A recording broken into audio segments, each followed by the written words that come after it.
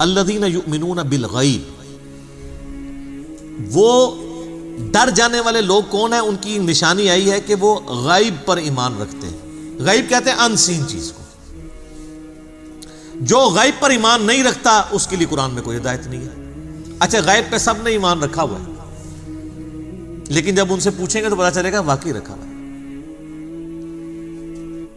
کسی بھی شخص سے اگر آپ پوچھیں کہ یہ جو دنیا کا سارے کا سارا نظام چل رہا ہے ایک بڑا سسٹمیٹک وے سے چل رہا ہے، یہ آرگنائزڈ ہے۔ اب تو جس طرح سائنس نے ترقی کی ہے، پہلے تو وہ زمانہ تھا لوگ کہتے تھے مٹی سے خود بخود ڈڈو بن کے نکل آتے ہیں، نہ اس وقت لوگوں کو ڈی این اے اسٹرکچر کا پتہ تھا، نہ جینز کا۔ اب تو لوگ کہتے ہیں نا جی، نہ جناب، یہ تو پاسبل ہی نہیں ہے، زمین و آسمان کی ساری مخلوقات مل کے مٹی سے ڈڈو نہیں بنا سکتی، یہ بنانے سے بن رہا ہے، انڈے میں سے چوزا بنانے سے نکل رہا ہے۔ تو یہ اتنے آرگنائز چیز ہے، وہ کہتے ہیں نہیں جی، کوئی ایک سپریم بینگ یا کوئی سپر نیچرل ایجنسی ہے جس نے ہر چیز کو ایک ٹریک کے اوپر چڑھایا ہوا ہے کہ ایک بیج بوتے ہیں 6 ارب گنا بڑا درخت بن جاتا ہے۔ اس بیج کے اندر جو زندگی ہے پھر اس کے اندر کس طریقے سے وہ پرفارم کرتا ہے، پتے، پھر پھول نکلتے ہیں، پھر پھل بنتا ہے، پانی کے ذریعے کیا کچھ ہو رہا ہے۔ یعنی ایک تو ایک ٹاپک ہے، اس پہ گھنٹوں بولا جا سکتا ہے۔ یہ ساری جو فزیکل فنومینا آف نیچر ہے، قانون قدرت ہے، جب ان کو آبزرو کرتا ہے نا تو غیب پہ سارے ایمان رکھے ہیں کہ نہیں یار کوئی چلا رہا ہے۔ پوچھیں کدھر ہے، وہ کہتے ہیں ہمیں نظر نہیں آ رہا، لیکن وہ ایسا باطن ہے کہ اس سے زیادہ ظاہر کوئی نہیں ہے،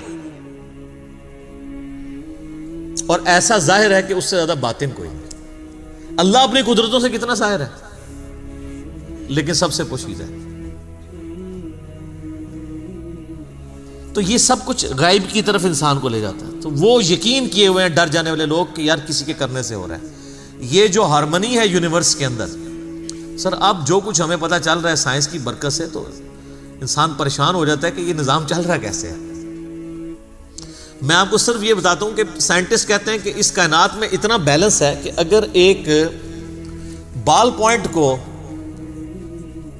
اس کی نوک پہ کھڑا کر دیا جائے، یہ پاسبل ہے کہ نوک پہ کھڑا ہو جائے؟ بہت ہی زیادہ کوئی سوفسٹیکیٹڈ بیلنس ہو تو یہ پاسبل ہے، اور یہ 1 ارب سال یوں کھڑی رہے، گرے نا۔ اس سے زیادہ بیلنس جو ہے نا وہ اس کائنات میں ہے، اور یہ balance millions of fine tunings کے ساتھ چل رہا ہے۔ ایک ایک فائن ٹیون اگر خراب ہو جائے نظام نہیں چل سکتا۔ یعنی پانی کو اگر آپ دیکھیں تو پانی کی جتنی پراپرٹیز ہیں، کیمیکل پراپرٹیز، فزیکل پراپرٹیز، ہر ایک فائن ٹیون ہے۔ اس کی گریوٹی ڈسٹرب ہو جائے ختم۔ یہ فضا کے اندر جو آکسیجن اور نائٹروجن کی مقدار ہے، نائٹروجن زیادہ ہو جائے یا آکسیجن کم ہو جائے، کوئی زندہ رہ سکتا ہے؟ یہ بھی ایک فائن ٹیوننگ ہے۔ سورج کا زمین سے فاصلہ، یہ بھی فائن ٹیوننگ ہے۔ پھر سورج اور زمین کے درمیان جو اللہ تعالیٰ نے لیئرز رکھی ہیں، 99.99% ہارمفل ریز ہیں سورج کی، وہ نیچے آتی نہیں ہے، راستے میں ریپیل ہو جاتی ہیں۔ کچھ اگر کراس بھی کرتی ہیں ارتھ میگنیٹک فیلڈ کی وجہ سے ریپیل ہو جاتی ہیں، اور صرف وہی آتی ہیں۔ سر سائنٹسٹ کہتے ہیں کہ یہ میریکل پلانٹ بنایا گیا ہے اس لیے کہ یہاں پہ زمین پہ انسانیت کو آباد کیا جائے۔ وہ کہتے ہیں یہ پلان کے بغیر ہو ہی نہیں سکتا،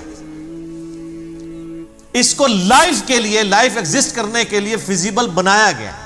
وہ کہتے ہیں سپریم بینگ یا مدر نیچر، کوئی بھی نام دے دیں، الٹیمیٹلی غیب پہ سب کے سب لوگ ایمان رکھتے ہیں۔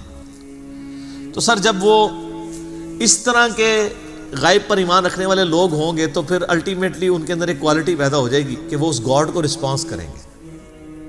وہ کہیں گے بس سب کچھ پھر تو ہی تو ہے، تیرے لیے سب کچھ ہونا چاہیے۔ تو وہ اگلی بات ہے، وَيُقِيمُونَ الصَّلَاةَ، نماز قائم رکھتے ہیں۔ پھر وہ نماز پڑھتے نہیں ہیں، نماز پڑھنے والے بہت ہیں، قائم رکھنے والے بہت تھوڑے ہیں۔ یعنی نماز کا پھر حق ادا کرتے ہیں۔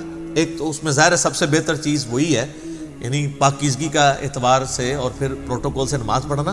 پھر اس کے بعد نماز پڑھنے کے بعد جب آپ حقوق العباد کے معاملات میں آئیں گے تو آپ واقعی جس خدا کو آپ نماز کے اندر مانے ہوئے تھے، نماز کے باہر بھی اسی خدا سے ڈرتے ہوئے آپ ہیرا پھیری نہیں کریں گے، ڈنڈی نہیں ماریں گے، رشتہ داروں کے حقوق نہیں دبائیں گے، ماں باپ کے ساتھ بد اخلاقی نہیں کریں گے، بیوی بچوں کے حقوق نہیں سلب کریں گے، کسی کی جائیداد نہیں ہتھیائیں گے، کسی کو دھوکہ نہیں دیں گے، دودھ میں پانی نہیں ملائیں گے، حرام خوری نہیں کریں گے۔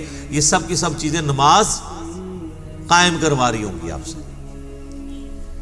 تو نماز قائم کرتے ہیں. اور یہ جو الصلاۃ ہے نا جی، اس کا ترجمہ ویسے انگلش میں لوگ پریئر کر دیتے ہیں. پریئر اپروپریٹ ٹرانسلیشن بن ہی نہیں سکتی الصلاۃ کی.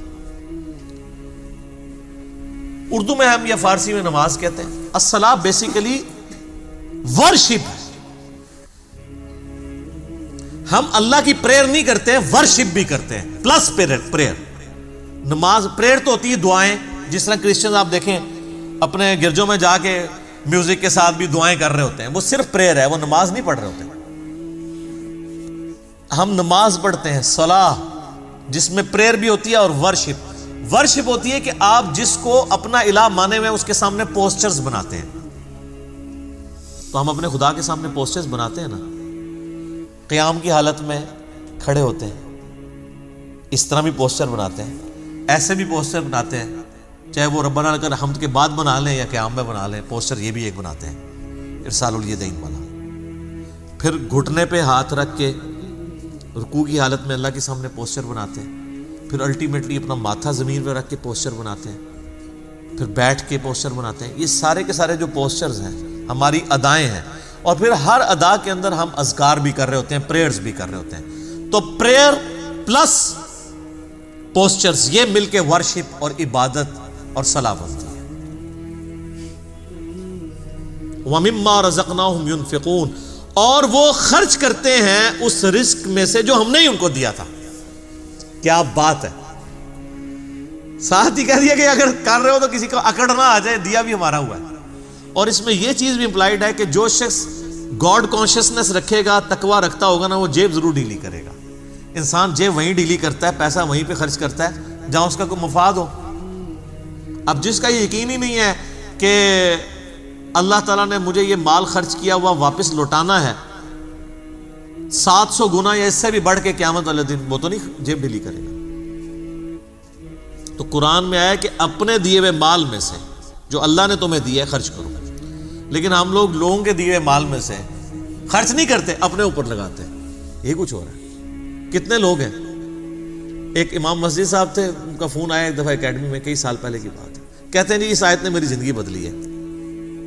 کہتے ہیں میں نے جب قرآن ترجمے سے پڑھنا شروع کیا نا، تو میں جب اس آیت پہ پہنچا تو ادھر ہی میں رک گیا. میں نے کہا میں تو لوگوں کے دیے ہوئے مال کو اپنے اوپر خرچ کر رہا ہوں. تو قرآن تو کہتا ہے کہ وہ ہمارے دیے ہوئے مال میں سے اللہ کی راہ میں خرچ کرتا ہے. کہتے ہیں اس دن میں نے طے کیا کہ میں نے کوئی تنخواہ نہیں لینی، فی سبیل اللہ نمازیں اور قرآن لوگوں کو پڑھانا ہے. اور جو میں نے اپنا کوئی میں نے سورس آف انکم مینیج کیا، میں اس میں سے نکال کے اللہ کی راہ میں. یہاں آپ دیکھ لیں علماء کتنی لگژریس لائف انجوائے کر رہے ہیں. اور نام لیتے ہیں جو بیت المال سے تو خلفائے راشدین کا خلیفہ بھی وظیفہ آتا تھا. خلفائے راشدین کا وظیفہ یہ آتا تھا کہ آپ جناب لینڈ روور گاڑیاں خریدیں اور 4 پیچھے وہ باڈی گارڈ بٹھائیں جو ایک وقت میں 2 کلو چھوٹا گوشت کھا جاتے ہیں. سر خلفائے راشدین تو سوکھی کھانے والے تھے. ایک عام مہاجر کا جو وظیفہ تھا وہ خلفائے راشدین کا لگا ہوا تھا. ہم نہیں کہتے امام مسجد کی تنخواہ حرام ہے، ہم کہتے ہیں پھر سبسسٹنس لیول پہ آخرت بھی لینی ہے. دوویں جانے مٹھے باہو نہ، آخرت لینی ہے تو پھر آپ کو دنیا کا کمپرومائز کرنا پڑے گا. سبسسٹنس لیول پہ بالکل ٹھیک ہے، ہم کبھی بھی اسے کنڈم نہیں کرتے. میں جو مولویوں کے چندے اور قربانی کے کھالوں کی مخالفت کرتا ہوں نا، اس سے مراد کبھی بھی میرا یہ نہیں ہے. میں تو شروع سے یہ کہہ رہا ہوں کہ جو دین کے لیے وقف ہیں ان کی جو فائنانس ہے وہ باقی مسلمانوں کا کام ارینج کریں. میں اختلاف یہ کرتا ہوں کہ اس کے اوپر یہ جدادیں جو بنا رہے ہیں اور جو لگژریس لائف گزار رہے ہیں. اسلام آباد میں ہزاروں امام مسجد آپ کو ایسے مل جائیں گے، چلیں ہزاروں میں ایگزیجریشن ہو جائے گی، سینکڑوں کہ جو سائیکل پہ آئے تھے آج انہوں نے ہونڈا سیوک رکھی ہوئی ہے، ساتھ ڈرائیور بھی رکھے ہوئے ہیں. ان کی کوئی فیکٹری نہیں ہے، کوئی دکان نہیں ہے. اللہ کا فضل ہے.